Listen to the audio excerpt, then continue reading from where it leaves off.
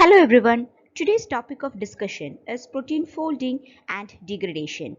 So let's see what is the importance of protein folding, and we can also discuss about the protein misfolding disorders and the degradation process. So moving on to the class, protein folding. How do the proteins find their native structure? So this is a nascent polypeptide and it undergoes folding after translation or during the translation, and it forms a folded peptide. A protein is biologically active in its native folded state. Okay, so this makes it biologically active and helps it to perform the functions. And protein folding can be called as a process by which a protein assumes its native three-dimensional shape. So it's a process by which a protein structure assumes its functional shape or conformation. So this is protein folding. So this is an experiment done by Christian and Finson. So what he did was he conducted a series of experiments which determined that all the information needed to form three-dimensional structure of the polypeptide is stored. So 3D structure is formed, the information is stored in the specific sequence of amino acids. So specific sequence of amino acids present in the primary structure of the protein. So he performed a reversible denaturation on the native ribonuclease A. First he denatured it and he found that denatured state is inactive. Okay. And on removing the denaturing agents, the protein assumed its native renatured state, which is biologically active. And the 3D structure, the folded structure of a protein, that information lies in the sequence of amino acids present in the primary structure. Now, how does a protein fold? Is it a random process? No, it cannot be a random walk, because if you assume a chain of 100 amino acids and allowing only 3 conformations, the possible conformations include 3 raised to 100, that is 10 raised to 48. If we assume the bond rotation rate to 10 raised to 14 seconds, reaching the native state would take 10 raised to 26 years. So it was first Levinthal who postulated that protein folding cannot be a random walk. Earlier people used to believe that the protein folding is a random process, but no, it's not a random process, instead it's hierarchical. That is, first it forms a primary, secondary, tertiary and then quaternary. So if protein folding was random, to reach the native state it would take more than the age of the universe, and this postulation is called Levinthal paradox and was postulated by the scientist Cyrus Levinthal. And this is the protein folding funnel. You can see that in the unfolded stage, the entropy is maximum. What do you mean by entropy? Entropy is a measure of randomness. So a protein assumes its stable structure in its folded state. And there the entropy or the energy loss, the randomness is minimum. So this is the folding funnel hypothesis, which is a specific version of the energy landscape theory of protein folding. Energy landscape theory of protein folding.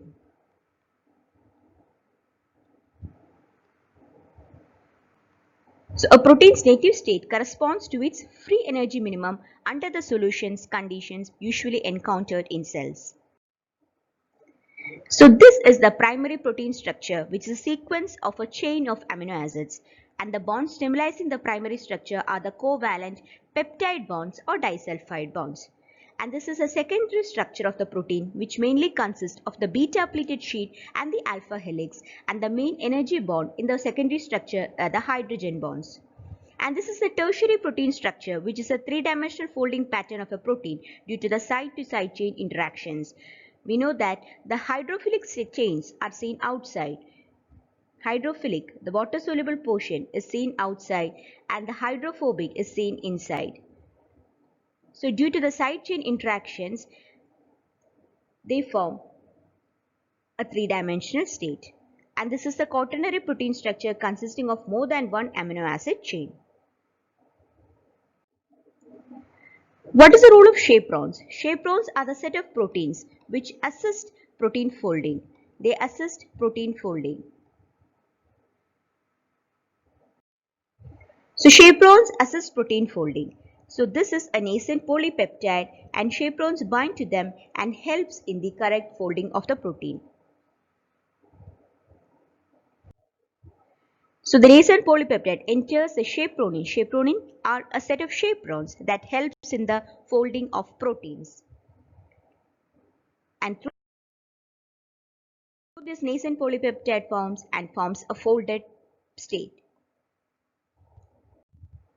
Now about the properties of chaperone proteins. They are present in a wide range of species, from bacteria to humans. And many are called the heat shock proteins. Many are called the heat shock proteins. And many are inducible by conditions that cause unfolding of a newly synthesized protein. Example, elevated temperature and various chemicals. And they bind to predominantly hydrophobic regions of unfolded proteins. Bind to hydrophobic regions of unfolded proteins. And prevent their aggregation. So they prevent their aggregation. They act in part as a quality control or the editing mechanism for detecting misfolded or otherwise defective proteins. And most chaperones show associated ATPase activity.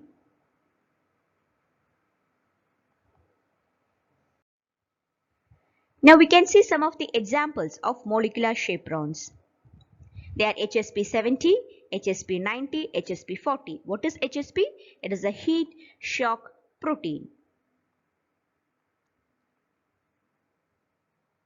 Then BIP, that is immunoglobulin heavy chain binding protein. Then GRP94, that is glucose regulated protein. Then calreticulin, calnexin, protein disulfide isomerase and peptidyl prolyl isomerase. So these are a set of molecular chaperones which assist protein folding. They predominantly bind to the hydrophobic regions of the protein and prevent its aggregation. So chaperonins are the set of chaperones. They are the second major class of chaperones. Second major class of chaperones. And they belong to the HSP60 family of chaperones, which is called the chaperonins. So they are the heat shock proteins which form complex barrel-like structures. And the unfolded protein is retained, gives it time and suitable conditions to fold properly. So the unfolded protein is retained here and it gives time and suitable conditions to fold the proteins. So this is Groel protein, which belongs to the chaperonin family of molecular chaperones found in many bacteria. It is required for the proper folding of proteins. Required for proper folding of many proteins.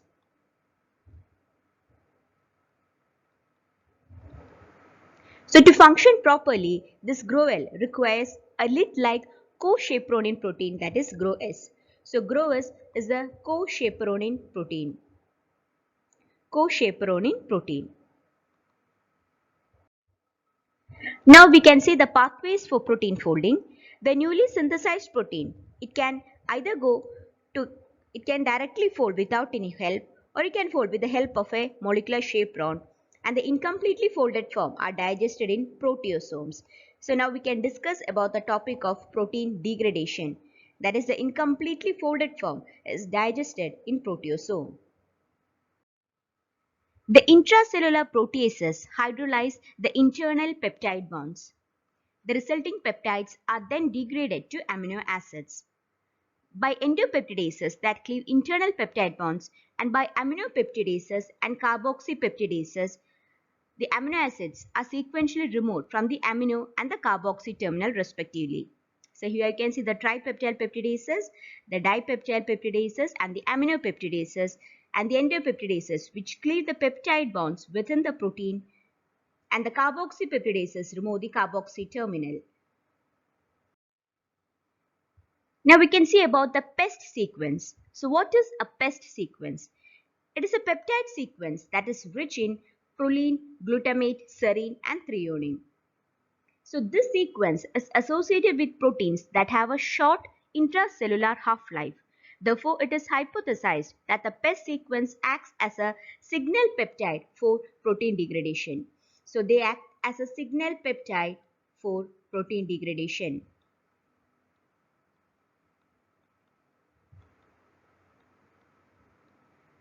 And the ubiquitin bind to proteins with PES sequence.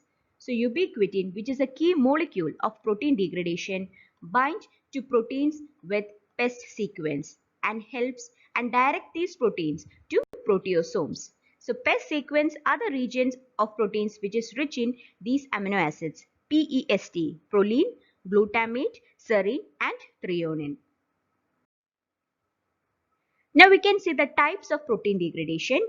It can be ATP dependent or ATP independent.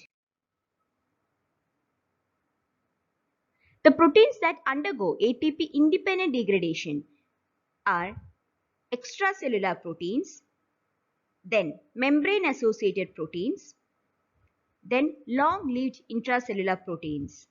So these are the classes of proteins that undergo ATP independent degradation. The site of this ATP independent degradation is lysosomes. So lysosomes have the hydrolytic enzyme mixture that helps in the protein degradation, which is ATP independent. So ATP independent protein degradation is undergone by extracellular proteins, membrane proteins and long-lived intracellular proteins. The proteins that undergo ATP dependent degradation are those regulatory proteins with short half-lives or the abnormal or misfolded proteins, either regulatory proteins with short half-life or abnormal or misfolded proteins. And in the cytosol by the proteasomal complex. So in the cytosol, the unfolded proteins, the misfolded proteins are retrotranslocated and degraded in the proteasome. So they are retrotranslocated from the endoplasmic reticulum back to cytosol and which are targeted by proteasomes and they undergo degradation there. Proteins which are correctly folded, they are basically exported from the endoplasmic reticulum. So this is the ATP dependent mechanism and it requires ubiquitin. So ATP dependent protein degradation requires ubiquitin. So transmembrane proteins that helps in the retrotranslocation of misfolded membrane and luminal protein in the ER to cytosol are Sec61. Sec61 translocane, then degradation in ER protein 1, degradation in ER protein 1, that is Derlin 1, then IRAD E3 ligases, IRAD E3 ligases, then HRD1 and DOA10. So these are the set of proteins that helps in the retrotranslocation of misfolded membrane and luminal protein in the ER to the cytosol. SC61 degradation, IRAD E3 ligases, then Derlin 1, HRD1, DOA10. This is the ubiquitin proteasome pathway. So the target protein which is misfolded undergoes retrograde transport through the ER in the cytosol. It is subjected to polyubiquitination where the ubiquitin molecules are added to it. Then it enters a proteasome which is degraded to small peptides and that can have several fates. So ubiquitin binds to these misfolded proteins and they are degraded in the proteasomes and the proteins are broken down to small peptides and into amino acids. So ubiquitin plays a key role in protein degradation. About ubiquitin molecule, it is a key molecule in protein degradation. Key molecule in protein degradation. And these are small protein with 76 amino acid. small protein with 76 amino acids, and it's a highly conserved protein. And these ubiquitin bind to proteins with PES sequence. Bind to PES sequence. What is PES sequence? They are the regions of proteins which is rich in proline, glutamate, serine, and threonine. So attachment of ubiquitin to the protein to be degraded is called kiss of death. Attachment of ubiquitin to the protein to be degraded is called kiss of death, and ubiquitin binds to the epsilon amino group of lysine. So ubiquitin bind to epsilon amino group of lysine. Minimum of 4 ubiquitin molecules must be attached to commit target molecule to degradation. So minimum of 4 ubiquitin molecules must be attached to target molecule to degradation.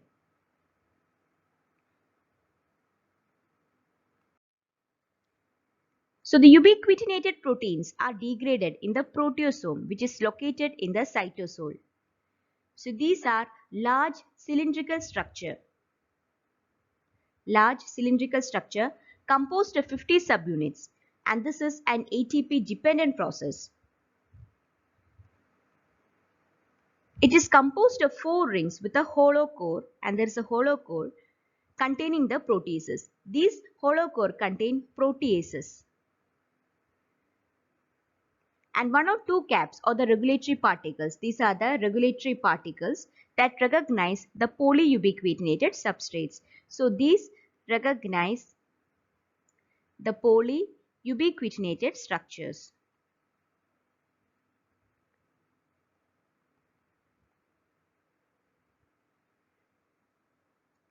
So this is the structure of a proteasome with 4 hollow rings and a core protein, and ubiquitin molecules are attached to it. Now a clinical correlation, that is the proteasome inhibitor bortezomib. It is a proteasome inhibitor that is used in multiple myeloma for hepatocellular carcinoma. So used in the treatment of hepatocellular cancer. It is a proteasome inhibitor. The drug is bortezomib.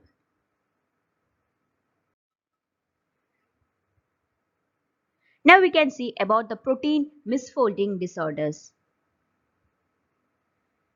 So the normal protein, it can undergo conformational change to form a disease-associated protein, which is a misfolded structure which can aggregate and it is toxic, and there will be loss of biological activity. So misfolded proteins are toxic to our body. So this is the proposed structure of PRPC, which is rich in alpha helix and beta sheet is only 3%, and this is the structure of PRPSC, which is rich in beta sheet, and they have a lot of exposed hydrophobic residues. Exposed hydrophobic residues, and they coalesce to form insoluble protein resistant aggregates causing cell death. So they coalesce to form insoluble protease resistant aggregates. Protease resistant aggregates causing cell death. So this is a disease causing prion PRPSC, and this is a normal prion protein PRPC. Now let's discuss about the human prion diseases. These are the various human prion diseases, that is CJD, Creutzfeldt-Jakob disease, then FFI, fatal familial insomnia, then Kuru disease, and GSS. So can you identify which can be this? We can see cannibals eating human brain. Which disease is this? Yes, it is a Kuru disease. It's caused by infection through ritualistic cannibalism. That is a human prion protein. Then the Creutzfeldt-Jakob disease, where there is brain shrinkage and deterioration occurs rapidly. So this is the brain section showing spongiform pathology, which is a characteristic of Creutzfeldt-Jakob disease. These are variants of CJD, that is iatrogenic CJD. With the humans, there is infection from prion contaminated HGH. Infection from prion contaminated human growth hormone, then Dura-Mater grafts, etc. That forms the iatrogenic CJD. The second form is the variant CJD, where it affects the humans and there is infection from bovine prions. Infection from bovine prions. The third set form the familial CJD. That's the third form which also affects the humans, and there is germline mutation in the PRP gene in chromosome 20. Then the fourth form is a sporadic CJD, where there is somatic mutation. There is somatic mutation or spontaneous conversion of cellular isoform of the prion protein PRPC into disease forming isoform of the prion protein, that is PRPSC. So this is a disease causing form which is rich in beta sheet. And the most common prion disorder in humans is the sporadic form. So this is the most common form.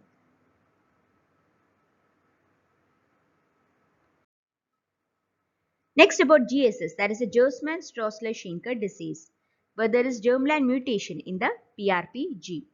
It's the second most etiology of the prion disease. Second most etiology, that is germline mutation. Then the fatal familial insomnia, FFI in humans, where there is germline mutation in the PRNP gene. Then sporadic familial insomnia, where there is somatic mutation or the spontaneous conversion of PRPC to PRPSC. This is the normal prion protein and this is the disease causing prion protein. Now about the prion related protein diseases. They are the prion-like changes which underlie many neurodegenerative disorders, and basic mechanism is the protein rich in alpha helix changes to protein rich in beta sheet. So that is a basic mechanism. Protein rich in alpha helix changes to protein rich in beta sheet. Can you identify this picture? Who is this? Yes, it is Shakespeare's King Lear. And you know what disease he was suffering from? He was suffering from Alzheimer's disease. Okay, in Alzheimer's disease, the abnormally aggregated protein is A beta 42 tau protein.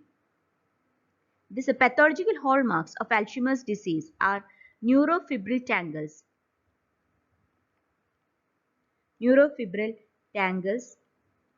in CNS, then senile neuritic plaques and cerebral amyloid deposition.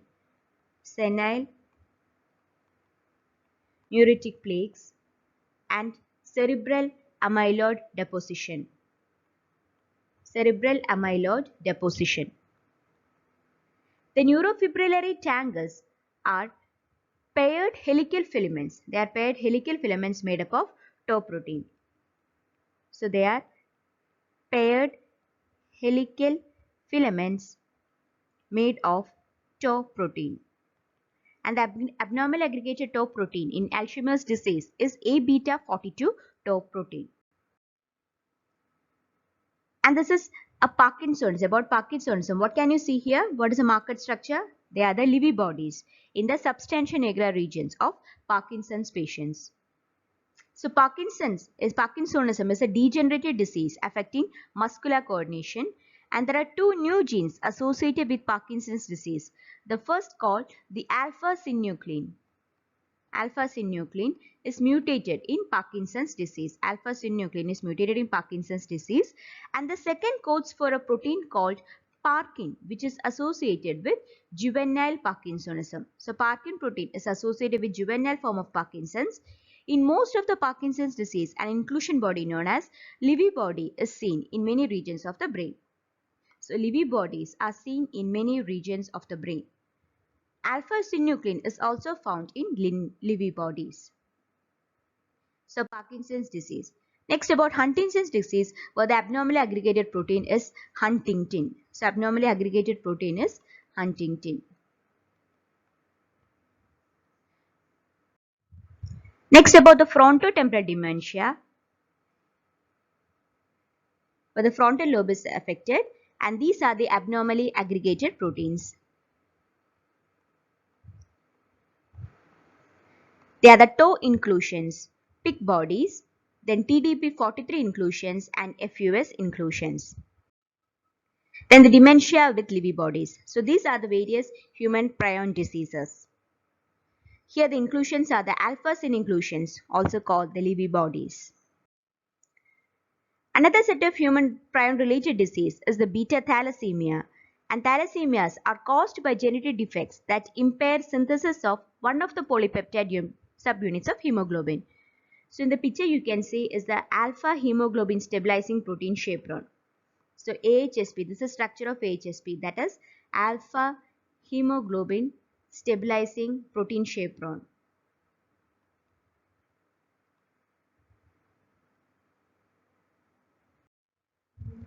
So in beta thalassemia, this AHSP during the burst of hemoglobin synthesis that occur during the erythrocyte development, a specific chaperone called the AHSP, that is alpha hemoglobin stabilizing protein, binds to the free hemoglobin alpha subunits. So binds to free alpha hemoglobin alpha subunits, awaiting incorporation into hemoglobin multipler. In the absence of this chaperone, the free hemoglobin subunits aggregate. So in its absence, the free hemoglobin subunits aggregate and the resulting precipitate has cytotoxic effects on the developing erythrocyte. So in beta thalassemia, the AHSP is defective, is absent. So the free hemoglobin subunits, free alpha hemoglobin subunits aggregate, which is cytotoxic. Now the protein misfolding results in amyloidosis. Amyloidosis is a term for the disease caused by extracellular deposition. There is extracellular deposition of insoluble polymeric protein fibrils in tissues and organs. So there is deposition of insoluble polymeric protein fibrils. So amyloid fibrils are deposited in tissues and organs. So these are the various human related prion disorders. Now let us discuss some of the MCQs from this session. Christian Anfinsen demonstrated denaturation and renaturation of which enzyme? Options are ribonuclease A, B, C and D, and the answer is ribonuclease A. So he found that the specific three-dimensional structure, the sequence of it lies in the primary structure. Okay.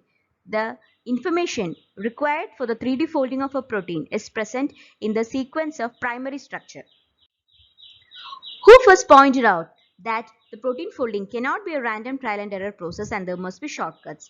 So it is called as Lewinthal's paradox, and the answer is A. So Christian Anfinsen, we know that he conducted a series of experiments and about the protein folding. What about others? They are the Nobel Prize winners Thomas A. Steeds and Edda Eoner. Okay, and they are the Nobel Prize winners who got Nobel Prize for the elucidation of high resolution structure of ribosome.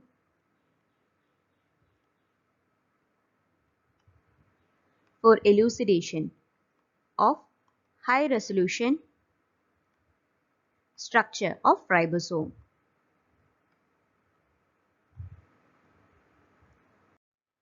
The group of proteins which assist in the folding of other proteins are called, option is D, chaperones. The chaperoning system in eukaryotes analogous to Grover-Grover system seen in prokaryotes is, answer is A, HSP60. All the following statements are true except calnexin and calreticulin are membrane-bound calcium-binding proteins. Calnexin binds MHC antigens. Calreticulin has properties to those of calnexin. All are true statements. Here B, C, D, B and C, they are true statements. The calnexin and calreticulin are calcium-binding proteins, but membrane-bound? No, calreticulin is not membrane-bound. Not membrane-bound. So that is the answer here. Answer is A. So that is a false statement here. Calreticulin is not membrane bound, but they are calcium binding proteins, and calnexin binds the MHC antigen, major histocompatibility complex antigens, and calreticulin has properties to those of calnexin. All are true about chaperones except many of them are heat shock proteins. They use energy during the protein chaperone interaction. Ubiquitin is one of the most important chaperone. They are present in a wide range of species from bacteria to human. What is the answer? Answer is C. Ubiquitin is one of the most important chaperone. Is it a chaperone? No, it is the key molecule in protein degradation. So that is the correct answer here. Ubiquitin is a key molecule in protein degradation. Role of PPI enzyme. What is PPI? It is peptide prolyl cis transisomerase. And its function is it catalyzes the interconversion of cis and trans isomer of peptide bonds formed by proline residues. All are true about ubiquitin except key molecule in protein degradation, yes. Small protein with 76 amino acids, yes. Ubiquitin binds to delta amino group of lysine. No, it binds to epsilon amino group of lysine of target protein, and minimum of 4 ubiquitin molecules must be attached to commit target molecule to degradation. That is also a true statement. So here the answer is C. Ubiquitin binds to epsilon amino group of lysine. Ubiquitin binds to proteins with which amino acid sequence? We know that it is PEST sequence, right? What is PEST? Proline, glutamate, serine, threonine. Which is not a protein folding misfolding disease? Prion disease, Alzheimer's disease, beta thalassemia. We know that all these three are protein misfolding disease. What about Ehlers-Danlos? It is a collagen disorder. Here the collagen is affected. So the answer is D. So Ehlers-Danlos is not a protein misfolding disease. Which apolipoprotein has been implicated as a potential mediator of conformation transformation in Alzheimer's disease? Options are ApoA1, A2, E and B100. Answer is ApoE. Okay, ApoE. The sequence that target proteins to lysosomes. Mannose-6-phosphate, PTS, KDEL, NLS. What is the answer? It is mannose-6-phosphate. Which form of CJD is the most common prion disorder in humans? So, most common prion disorder in humans is sporadic CJD. Answer is B. Amyloid protein in human being is, which is the correct option? Is it a natural protein present in human individuals? No. It involves selectively blood vessels? No. Is visible by naked eyes? No. It is seen only in X-ray crystallography and infrared spectroscopy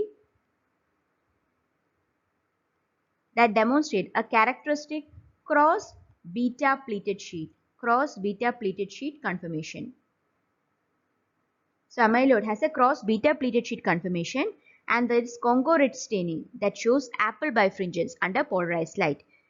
Answer is D. It's a material which gets deposited in the extracellular spaces. So that's about the topic of protein folding and protein misfolding. So we can see from this photograph. So folded state and this unfolded state, right? So unfolded state, in our case, unfolded state is toxic. Okay, but in normal daily life, we should keep smiling always. Thank you.